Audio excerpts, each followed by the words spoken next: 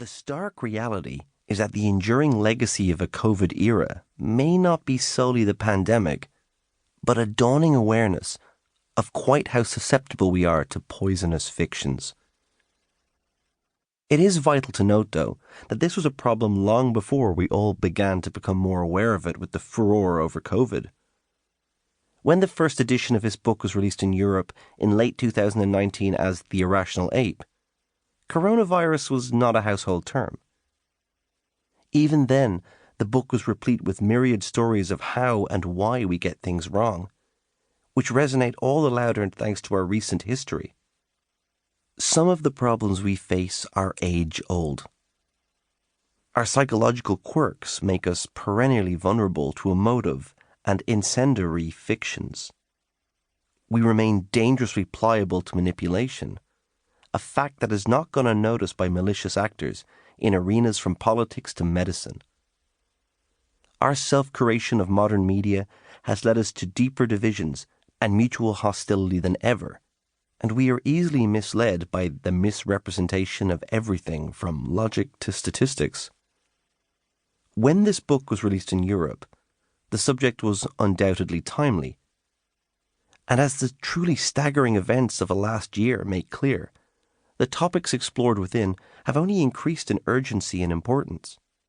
The motivation behind this book is to explain why we go so badly askew with our reasoning, and how we can steel ourselves against these frequently damaging missteps.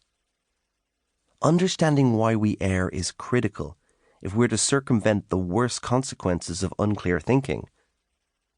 Unless we are acutely aware of where we go wrong, we can easily blunder into mistakes that cause us real harm. Critical thinking is the only shield we have against the machinations and ineptitude of charlatans, fools, and demagogues. Our real challenge now, and in the future, is not accessing information, but rather learning how to critically evaluate the deluge of claims to which we're subjected. Of course, we are humans, not unfeeling machines. Every one of us is prone to the same faults in our thinking, affected by the same blind spots, imperiled by the same errors. This is not a textbook. It's a collection of incredible stories, delving into the missteps that underpin them. Stories resonate with us so much more than abstract facts. They echo around our thoughts far after technical musings have atrophied with time. The tales within not only showcase where we can go awry, but also highlight just how bizarre, comical, or tragic the impacts of bad thinking can be. In this, the first American edition, I've expanded and rewritten the text with many new tales to reflect the momentous events of the past year. Importantly, though, none of this should be taken as an admonishment. There is absolutely no shame in being wrong or making mistakes. The only shame is in refusing to correct ourselves when we get things wrong. Perfection in thinking is not the goal. It is enough for us to strive towards being less wrong.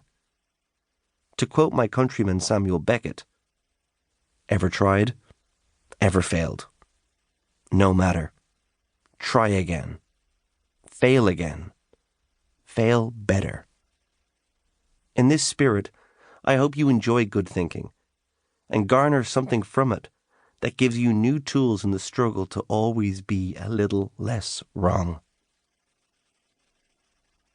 David Robert Grimes, November 30th, 2020. Prologue.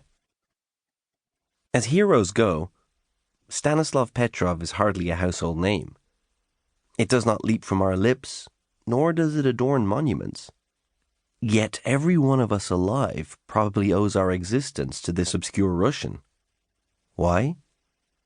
Well, on September 26, 1983, Petrov was lieutenant colonel in the Soviet Air Defense Forces. He was serving as the chief officer on duty at Seprikov 15, a bunker just outside Moscow. This facility was home to OKO, the Soviet Missile Early Warning System, Russia's eye.